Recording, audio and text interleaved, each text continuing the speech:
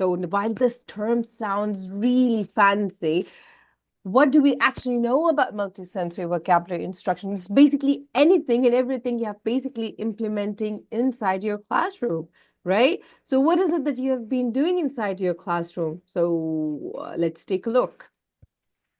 So there is no such acronym as MSVI, but I just said, okay, why don't I begin the trend? Why don't I start the trend of MSVI? So MSVI is multisensory vocabulary instruction. So what basically happens here is it involves the learners being more engaged and more by using more than one sense. Now, this was something that I was endorsing since a very long time ago. If you're talking about integrating senses, in most of my teacher training sessions, that's exactly what I would tell them. I would tell them, if you're looking at the learning pyramid chart, I would keep, the teachers, involved. I would keep the teachers more engaged by telling them or by performing the activities where they have some visual treats, they have some, something really sensible, something very interesting when it comes to auditory senses, something that relates to movement, which is kinesthetic and tactile as well. So what does it do? The more it involves the senses in your lessons or in your presentations, the better they remember. So it enhances memory and understanding. And we're also, so what basically happens is, which eventually leads to building stronger neural connections. So it's not just about the temporary memory, as you, if you're into sciences or if you're into education for so long, we know that information is basically processed in two ways whenever it comes to the retention. There is a temporary retention, and then there is the, the permanent retention. So the more the senses are involved, the more a person or a learner can actually store that information into the permanent retention and not into the temporary retention, which is what basically happens in language. Because especially if you're going to be teaching English language, particularly in, say, the Middle East right now, because I have had the opportunity to deal with the Middle East countries so far. Over here, anything and everything that basically happens is inside the classroom. Outside the classroom, there's hardly any any action.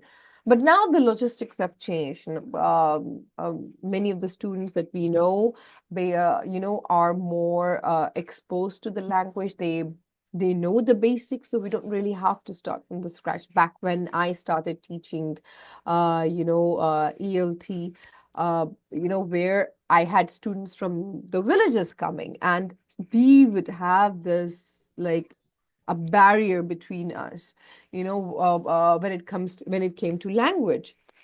So over here, this is exactly what MS3I basically tends to resolve. It is looking into the language barriers. It is looking into the cultural differences. It is looking into engagement and motivation and diverse learning styles. So we are not just looking at, uh, you know, uh, at one particular aspect or stance when it comes to vocabulary instruction. Especially when your students, they complain of vocabulary. Middle East, we have many students who complain of not knowing the advanced level words, for example, or not being very much knowledgeable when it comes to using the right vocabulary at the right time. So it does not really quite happen unless they start using it, and so unless they see it, unless they practice it. So this is exactly what the multisensory vocabulary instruction is all about. I mean, the term is so fancy, but it's really interesting as to how, and it's the current trend, especially when if you're at the school level, we are looking into the project-based learning, we're looking into the inquiry-based learning. And that's exactly what we are looking at here as well. It's basically exploring the world around you and how you're going to make the best use of this, this aspect or this dance, basically. So what are the principles of MSVI, which is the multisensory vocabulary instruction? Repetition and reinforcement. You keep repeating and you keep using the word, definitely. Contextualization. We are looking into the language being used in a particular context or in the context that your learner is in. And we're looking into varied input modes. You're looking into, when you're talking about varied input modes, we are looking into role plays, discussions, something outside the box. And I'm going to share what really worked for our students with our unique English language curriculum back here at our center. Now, our center in Jeddah basically caters to the needs of teacher training. Ron was here last year, and we are going to have him this year, again, very soon. More details to be coming up. So, uh, and through this entire process, of the teacher training, we came up with an international English language teaching program in which we make the syllabus. We are looking into the learner's needs. So every cohort is different. We don't really have a set book. We may use course books, as the means of instruction, but they are not the ultimate resources. The ultimate resource is basically what the instructor provides to the students in terms of vocabulary, in terms of grammar, in terms of structure, in terms of projects, every two. So this language course is all about catering to the needs of working students, adults who would like to learn in a much more effective way by attending classes during the weekends. And it's not even during the weekends, usually during the weekends. And they do it through projects. And I'm going to lead you through as to how we have integrated the multisensory vocabulary instruction in our syllabus in the most unique way possible. And because of the several principles that are in line with the language development, with the language application, we are also looking into the immediate application, which is very interesting because we put the learners on spot and we tell them, you know what, you need to do this. So they need to come out of that comfort zone they are usually in. So this is where the magic happens. The immediate application is where the magic happens. So overall, the magic is just not about one particular strategy, but we know it is all about experiential learning methods. So these are some of the terms we basically use when it comes to multisensory vocabulary instruction. We're looking into strategies for immersive vocabulary learning, where we put them into meaningful context. So I'm not going to put my learners in a situation which they cannot relate to. No, I'm going to put them in a situation that is quite real, but maybe something with their colleagues. Have them do a role play. And when they are doing these role plays, when they are doing these activities, definitely there's collaboration amongst the educators. So the teachers, they collaborate to share multisensory approaches. So we do posters, like in the current advanced English level course we have. We are doing a poster presentation as a part of the project that they are supposed to deliver as an exit ticket from the course. Yes, they really need to do a poster presentation. Now, how many times do we actually come across syllabus or a curriculum that actually enforces such activities? Very few. Okay, most of the times, what is it that we usually do when it comes to, enhancing vocabulary? Our students, they memorize, they attempt the exam, and that's it. They get the grades. But then they get such fantastic grades in their tests. But when it comes to the application, it's absolutely nil. I'm not even kidding. I've been to government schools, and in those government schools, students, they get a 10 out of 10, a 9 out of 10. And I've had this opportunity where I was actually talking to them, and I was so sure that they'd be able to communicate because, hey, you're getting a 9 out of 10 or a 10 out of 10 in an English test. So that basically means something. But when I just go and talk to them, it's a completely different deal. Yes, they are not able to speak.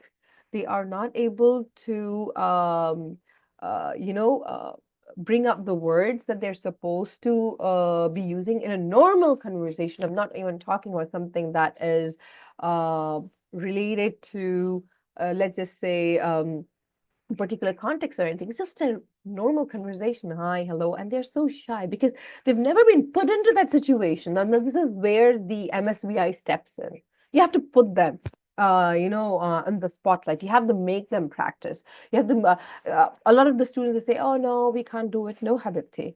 You have to do it. Let's just do this.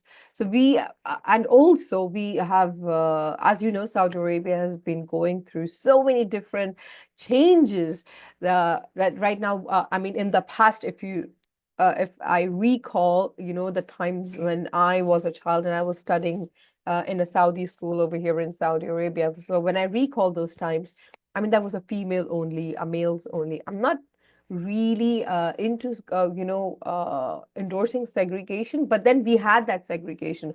But right now we have a healthy mix. Even at school, the universities, they no longer have segregation. Yes, we've got different, like the girls, they sit in the front and the males, they sit at the back. So there's still that degree of division, we can say, but they are slowly being exposed, and you'd see the environment is just so um conducive for learning, is so healthy, and that is one of the most important things that the multi-sensory vocabulary instruction endorses. You need to have a healthy and a conducive learning environment for the learner to practice the language.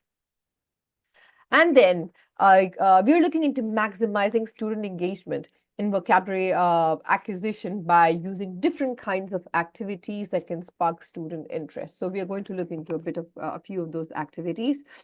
And then, yes, I will be looking into the practical methods. I'm just going through the chat. Yes, right. And we're also looking into the role of peer interaction vocabulary growth. Oh, wow.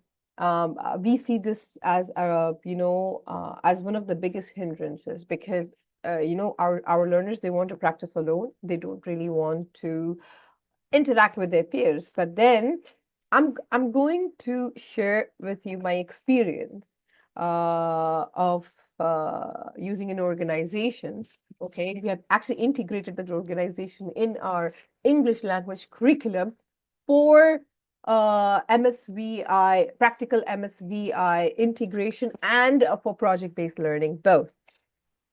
And we are looking into incorporating games. Now, this is something that we have always been doing, but we need games that are really going to take it to the next level, even if it means using technology. Like I use Kahoot, for instance. It is really good when it comes to, looking into games.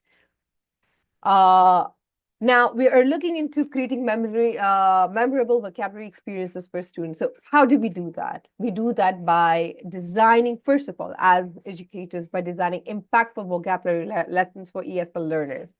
How do we do that? It depends on your learner and you as an educator. What you really have to look into your student profile. What is it that they really like? What is it that they relate with? You don't really have to go by the course book or anything of that sort. Now, this is exactly what I love about English language teaching. If you have gone through my bio, okay, you must have seen that I've been a journalist. I've pretty much been into the field of writing, and my degree is also in natural health sciences. And that is where and how I started evolving into medical terminology teaching for medical students. I was one of the first instructors basically over here in Jeddah who had that kind of a background for the medical students. But in any case, when we're looking into designing impactful vocabulary lessons for ESL learners, it basically is going to combine all of these aspects. You're looking into visual aids, you're looking into emotional connections, you're looking into story-based strategies. So all of this comes into what? It comes under a beautiful platform. Now, this is what exactly we have been doing in our English language curriculum sessions, which is all about Toastmasters. Now, when I joined Toastmasters back during the COVID days, I just took it like a regular organization. I've been hearing on and off about Toastmasters. I don't know how many of you are actually aware about Toastmasters. And in that, and in Toastmasters, as an educator as well, I was invited by Dr. Christine Koum and Dr. Naziha Ali, since they're my mentors. I decided to give it a chance because I've been delivering so many workshops, for conferences and so many events and even for our organizations. I felt I didn't really need Toastmasters. However, I was proved wrong, and I'm glad I was proved wrong because I really got that. I got that reality check. So, as an educator, as a trainer, I learned that there's always space for improvement, and this is exactly what Toastmasters gave me. So, what basically happens in Toastmasters is it has different pathways, different levels, different projects. Each one, you've got some really interesting elective projects. You really get to explore as an educator, as a presenter as well, where you may want to learn a bit more about the humorous aspect as to how you can integrate proper humor, not humor that offends people, but rather proper humor that is going to make people laugh, which is pretty much quite general. It also talks all about, I mean, their entire evaluation form when it comes to evaluating speeches or presentations, they've got such a beautiful rubric where you're looking into audience awareness, you're looking into gestures and hand movements, you're looking into intonations. You're not sounding like a robot technically, but you are making sure that you've got those pitches, right? Now, this is exactly where MSVI comes in as well. MSVI is all about, covering the needs of diverse learners. And that's exactly what Toastmasters did. So I decided to register my students into Toastmasters. I said, if there's any way I can push my students to do something more practical, that was the only way. So we started off a club called as the ACT Toastmasters Club. We've got tons of Toastmasters clubs in Jeddah and all over Saudi Arabia, different districts. They compete for contests. So, and in the end, that's exactly what they end up doing. The syllabus, while they have the activities, we have the syllabus as educators. So what we did, or what we decided was to actually integrate both of them together, right? Where the students are coming to learn. Okay, we are going to give them tasks. We have games. We bring realia inside the classroom. We use interesting visual aids. We have the students move around the classroom. They do pair work. They do group work. But how are they going to make sure that they are absolutely ready for the outside world, for the real world? Toastmasters Club is where people from outside, people from other clubs, they come and attend and they watch speeches. I have seen people, I've documented so many new Toastmasters who actually register with this particular organization. And then they started off so shy, so timid, and now just look at them. They are taking up roles. They are very fierce when it comes to participation. So this is exactly how we managed to push our learners. So I had to find a meaningful place that actually integrated those practices that would actually give my learners a feeling or the instance of accountability and responsibility. So when they're part of an organization, when they know they're a part of a club, they have responsibilities, they have roles, they have to make sure they are they are able to integrate and they are able to apply whatever that they have learned inside the classroom towards their speech projects. Voila. And so far the results have been amazing. A while ago, I did quickly scroll through the chat window and I was asked, okay, so what are the practical strategies we're looking for? See, all of the, now this is the catch. This is the thing. All of us, we actually know what to do. We know the strategies. We know that our learners are supposed to, have, a good balance, I must say, of the visual strategies, the auditory strategies, the kinesthetic, right? And when it comes to the vocal practice as well. So all of these are different strategies you have. You've got the read aloud, choral reading, songs, chants, rhymes, rhythms, pronunciation, pictures, flashcards, color codings. All of us, we've been doing this. Now, if you're looking into the profiles of the most advanced educators, and I can see there are over 280 people in this presentation right now. And I'm sure more than half of them are very experienced. And you have been using this. You have been using physical movements, total physical response. You've been using role plays and dramas, right? But is this actually helping them with their vocabulary enhancement? That's a question that can only be assessed when you see your students or when you hear your students applying vocabulary effortlessly into their conversations. So we're looking into flashcards, we're looking into phonics practice, we're looking into word stress and intonation, we're looking into spelling games, right? So we're doing all of this, but in what way? So we're going to look into a practical lesson plan to sometime in a bit, okay?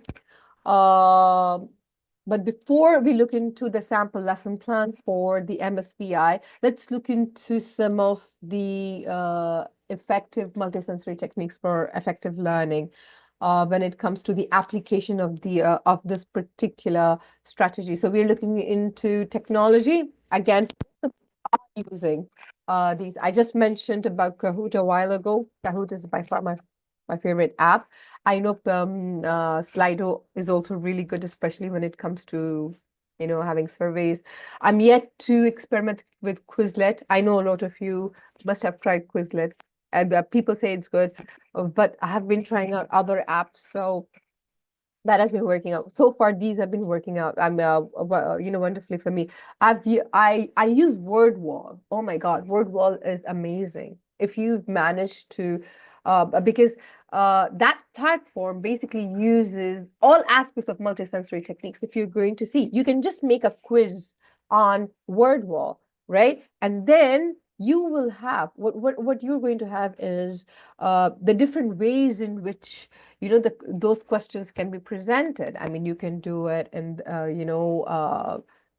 like a game show way. You can have it quickly as a fast game, where the learners are picking up the right answers. So WordWall, I mean, my WordWall subscription has been the most worthwhile subscription, and I would keep subscribing. I'm not endorsing any platform, but it's just something that has worked for me. And Kahoot as well, although it's slightly pricey. I really wish they work on their pricings. We teachers, we spend out of our pockets. Oh, I'm so glad that so many people relate to me. Yes, WordWall is amazing. It's like all hearts. So Toastmasters is basically teaching me. So what happens is in Toastmasters, they say, even when you are doing your online presentations, your body should be visible, my hands should be visible, and I should make sure that I am making that contact with my audience. Something I've learned as a division champion for the contest as well. We're looking into multimedia presentations. So we know already now we don't really have one tool to make PowerPoint presentations, although I'm still bent upon the PPT. We have had people using Prezi and all the other platforms and virtual reality tools. And now this is where the magic comes in. You really need to learn about virtual reality. I have one of my teacher candidate. He is actually our teacher. He's currently working as a teacher trainer for another organization. Now he is a pro when it comes to virtual reality. So um, we had this chance of actually exploring. We wore the headgear and we were actually having a live classroom as we were just sitting in the comfort of our own homes, and it was live interaction. How it happened, just ping me and I'm going to share you the details. It was absolutely amazing. He was doing it as a part of his research study, and it's absolutely insane at what VR can basically do when it comes to multisensory techniques. But it's a pricey tool. Again, I really wish the organizations or people who are actually selling or these tools, they would actually revise the fee structure because it's exorbitant. We are also looking into facilitating collaboration amongst language learners. So group activities technically, and we put them into pairs. We make sure that their pairs are being changed. It's not based on the comfort as well as to who they're comfortable with. They should get along with different people. And we're also looking into leveraging visual aids to reinforce vocabulary acquisition. Now at this point, I would like to ask a very, interesting question. Now, how many of you have basically noticed what I have used in my corporate presentation? Now, isn't this a visual as well? It's visual, correct? Right? You're looking at my corporate presentation, right? So what is it that was something different about my PowerPoint presentation? What attracted you? What did my screen start off with? You like the booklet, okay, all right. Toastmaster membership is also pricey. If you're looking at the Saudi Arabian context, $60 for 6 months, not bad. Not bad at all, right? So anybody notice my PPT presentation? Not the current slide. Not the current slide. I'm talking about the slides before. What did you notice?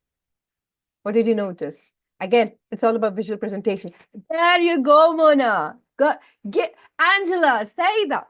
Bam, bam, bam. Great. The booklet, the cake. Did that make you hungry? So that's a visual. That's a visual. Did somebody see the donuts? The donuts just passed by you, people. Yes. 2 portions. Yes. All your senses were there. That's what we are looking at. So even as educators, even as teachers, we can make our presentations interesting, and you can ask your students. I did something different today in my presentation. What was it? I decided to have cupcakes. Although my entire presentation is on multisensory vocabulary instruction, so I can have like a really technical background and everything. It distracted us. It made me hungry. Actually, I got myself donuts a while ago, so I know you can. I'll make you spend on a dessert. Khalas, it's Friday. You can treat yourself, right? So that's the kind of treat I'm talking about. There you go. I've got another cake for you. So over here, we're looking into promoting language retention to diverse strategies. Yes, online it's different. Offline it's different. Offline you can even do it much better. Definitely, you're looking into bringing really inside the classroom. I mean, I have had the opportunity of bringing my smallest teddy bear to bringing a big life-size Mario toy as one of my examples, because I was doing a presentation. I was doing my lesson on childhood memories. So Mario, if you know him, has been my savior when I was a child. So I really relate to him very well. So I ended up buying a big, a life-size toy for my son. So I managed to, distract him and took him to the class, as in Mario, not my son. I took Mario to the class, and my students loved it.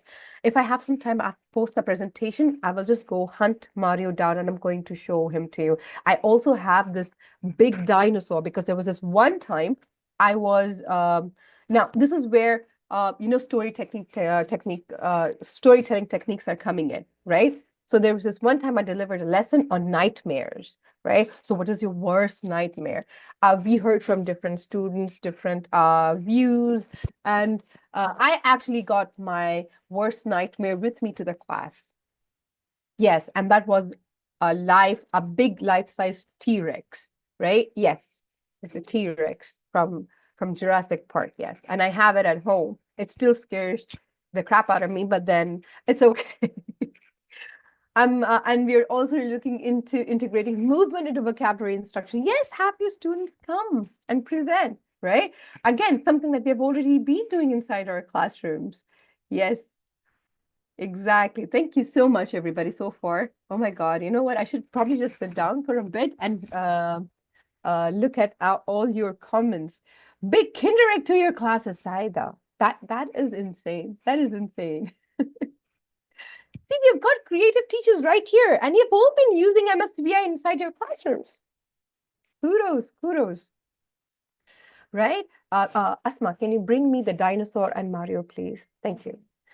Okay, I just managed to tell my daughter to bring me that. Okay. Oh, okay, sorry. So let's go back to our cake again. And we are looking into, and now this is my personal favorite. As much as I love storytelling with my students, I also love building personal connections. I thought I was the only one who had nightmares with a dinosaur or with a T-Rex, right? But apparently, I was not alone. I had a few other students. They said, Miss, yeah, I believe I have the same fear too. We share the same nightmares. I'm like, whoa, okay, right. So this is the life size thing. I actually take them to my classroom, to my Toastmaster meetings, right? So if you can see this dinosaur, you know how useful he is. I only managed to get the big one. I didn't get the small ones for some reason. Okay, and this is Mario, my hero, my childhood hero. So you can see, right? So I have a lot of interesting stuff at home. So when you're a mother of two teenagers and a toddler and a newborn, you will have interesting items at home. But don't let these roles, actually overshadow your potential. You can pretty much be single and still own such toys or such souvenirs back at home too. Oh, thank you. Thank you so much. So apart from the cakes, I just managed to introduce my two very good classroom buddies, Mr. T-Rex and Mr. Mario. You just met both of them. Yes. Okay, and which actually eventually leads to encouraging classroom participation. So they're able to use the vocabulary. Well, one of the things that I really love using is putting my students on spot. I put up the words on the board and I tell them, okay, you are going to make a story with me. Let's just say we are making a movie together, right? But you are going to make sure you're using these words as a part of your dialogues, right? So this is exactly what we end up doing inside the classroom. So you don't really have to really be a stickler or you really don't have to stick to the curriculum. No, as long as your learners are able to interact and they are able to apply, they're able to own their learning. That is exactly learner agency. And just a while ago, Richard was talking about learner agencies, right? Okay. Reham, it is even scarier than the real one in the movie. Yes, the boys still love. So this clearly explains, right? So I've got two girl teenagers and I've got two boys. So hence the difference in toys. And I've got tons of cars, tons of cars. Thank you so much, Ron, for the heads up. I'm almost coming to an end. So we are looking into developing communicative competence. Obviously, it all builds on. So once you are actually able to, you provide a supportive learning environment for your learners, you are eventually able to help them, you eventually help them achieve the communicative competence when it comes to language learning as well. And obviously, you are also encouraging peer interaction, vocabulary practice. Yes, your learners, they are actually communicating back and forth with their peers and obviously in group discussions as well. Again, one of the MSBA strategies.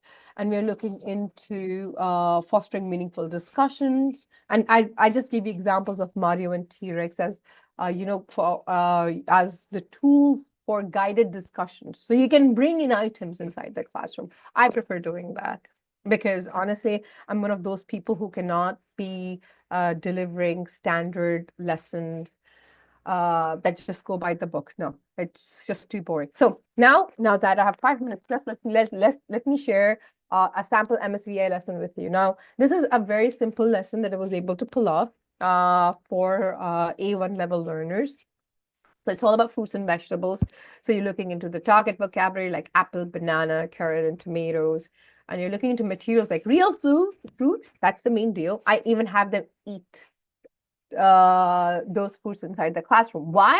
It is one of the MSVI strategies. Yes, they have to eat the sense of taste, the sense of smell. I make them smell the fruit. Yes, I make them smell the fruit. I have had this advanced level activity for advanced level students inside my class where I ask them to bring not the regular fruits, but the exotic fruits, something that they have not seen before. So I made them do some grocery shopping, and they came back and then they shared their experiences. Like, so for some it's custard apple, for some it's kiwi, some so on and so forth.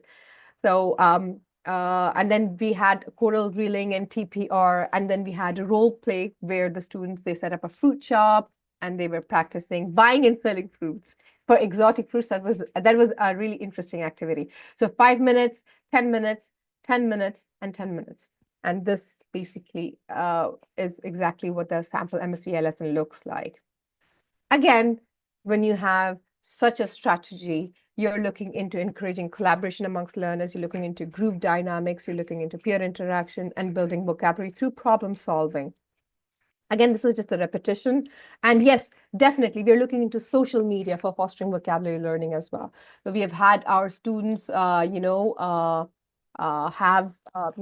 their social media channels, and they share their social media profiles, and they would use platforms like X, they would use platforms like Facebook, and they would share their statuses, and they would say, okay, this is how exactly we're supposed to be dealing with online aspects as well. And they learn to have. Oh, yes, those of you who would like to have the presentation slides, all what you need to do is just email me right here. So thank you. Thank you from the bottom of my heart with my there and Mario, both of them. Both of them. We are thanking you, right? Thank you so much. Thank you so much. It's scary, I know. And this is it from me for today. I wish I had it before, but I'm glad my daughter was able to pass by and I was able to tell her, oh, bring Mr. Mario and Mr. T-Rex. Right. Thank Thank you. you, Fatma. That brings us out here to Lynn. Lynn has some questions for you. Oh, thank Please. you so much. I think you addressed a very important topic of vocabulary instruction, right? The words are building blocks of language. And from what I know, we need to know thousands and thousands of words in order to perform well in a foreign language. Another aspect of it that I really love is the multisensory, the 5 senses that we use to learn. And this is so true in the sense that it is experiential. And I know there are a lot of theoretical basis for this. That we learn through our prior experience, and also we learn by interacting with the environment. So I love what you have presented and shared with us. A question for you is, perhaps you have used this in your classroom, you have seen teachers use this in their classroom. So what do you think it has transformed the traditional way of teaching? How has it transformed the traditional way of teaching in your context and from what you have seen? From what I have seen so far, when it comes to traditional instruction, we are looking into paper-based, you're looking into board instruction. And over here, my teachers were so involved. It was not just about the learners or making things, or making the lesson interactive for the learners. It was also about the teachers enjoying the lesson. So when a teacher basically enjoys the lesson, the learners enjoy it even more because it's the vibe they feel. This is what MSVI basically endorses. So especially when you saw the sample lesson plan, the students were able to, for example, buy exotic fruits. They were able to smell it. They were able to taste it. They were able to look at the color, right? The texture. They'll never forget.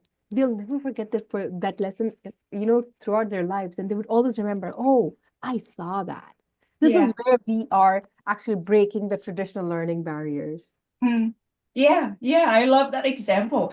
From what I can see, if we want to teach about, let's just say, fruits and the different words for fruits, but we can go beyond that. When they look at a piece of fruit, then maybe they can describe what they see, the color, they can describe what they smell. So that is kind of the extension of learning vocabulary. You have something that they already experience, but you want to expand it and help them to learn more. So I love that example. What about the challenges? What have been the challenges in terms of integrating this approach into the classroom? The resources that it has been a very difficult time, especially, apart from the resources, I felt it's a time as well. The teachers, they have limited time inside the classroom, and they're expected to run the class as per the expectations of the school or the institution in a certain way. When you have that limited ground where you don't really have the flexibility to actually do the things the way you want to, bam. I mean, that is about some of the challenges that I've basically seen teachers coming across. They would look at my strategies and they would say, Miss Fatma, this is so good, but we don't really have time. Or my school is not going to allow me for that, or my center is not going to permit me, or take my students out, say, to an outdoor activity. For instance, I take my students out to grocery. I take my students out to different clubs. I take my students out to universities, their site visits. That is what MSVA is all about. But then there are certain centers, they don't really allow that. They say, no, we don't have time, we don't have the resources, we don't have the transportation. Some of the things that I've come across so far. Yeah, I completely agree with you in terms of resources. There may not be enough materials that utilize this approach. So that's why, in my experience, I have a daughter who is 6 years old, and I'm learning Spanish and Vietnamese with her. So I create materials, and it's kind of multisensory in a way that may be a simple cut and paste activity, because kids wants to be hands-on. And also, when she comes home from school, she also brings materials that she's learning letters, but she is using push pins to push on the paper, right? Because that is kind of their cognitive development, the stage when they are engaged in those activities. So perhaps it's a chance for you and other teachers here to create more materials that utilize multisensory approaches here. So thank you for that response. I have another question here that you talk about the effectiveness of this, right? So how do you measure effectiveness in terms of students' acquisition of new vocabulary or their learning? Okay, now this is where the example of a Toastmasters club comes in. Like I just told you, we are running this really unique English language course with our students over here. And what they are basically doing is, I needed to have a proper exit, test for my students to make sure that they are using the language that what we have basically discussed inside the classroom for that particular week. So how do they do that? So for me, it's all about performance. If I see them using that vocabulary, using that structure in their language when it comes to presentation, yes. So I'm looking into dialogues. I make them write mini dialogues.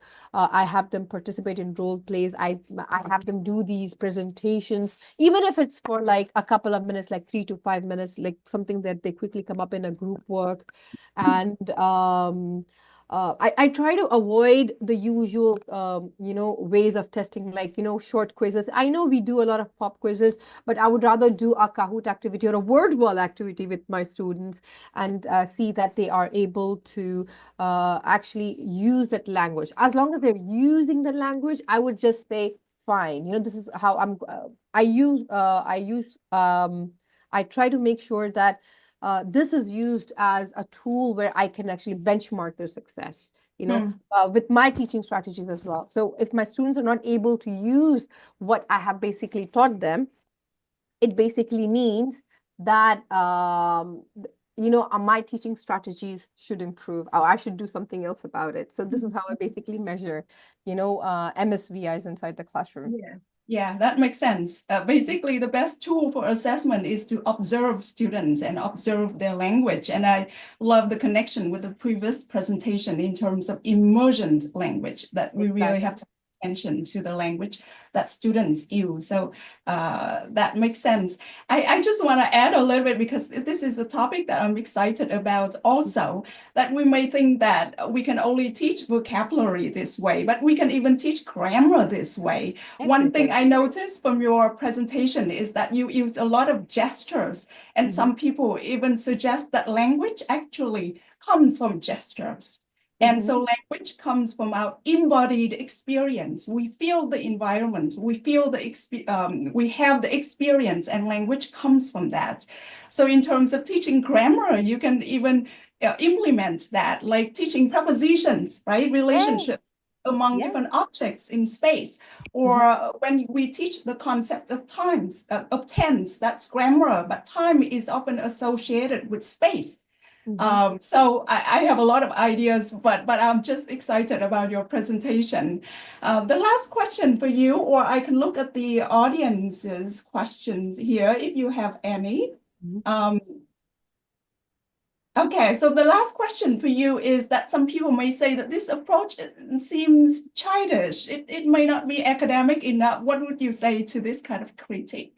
Okay, so if they say that it's childish, well, it really depends on who your learners are. Honestly, we have to make our learners know that if they are supposed to be using the language, it has to be in different contexts. So they have to learn to embrace all of these different, games or strategies. I know I've had that comment actually, Dr. Lin, from in one of my classes where I had a 45-year-old lady taking up the course, and the rest were all in their 30s and 20s. And they said, oh, so, and she went like, you know what, is just too childish, you're making us do things. Sometimes I make them even color inside the classroom.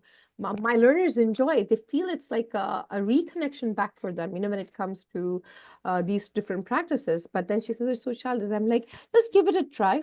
Okay, we have to have them embrace different ways of learning as well.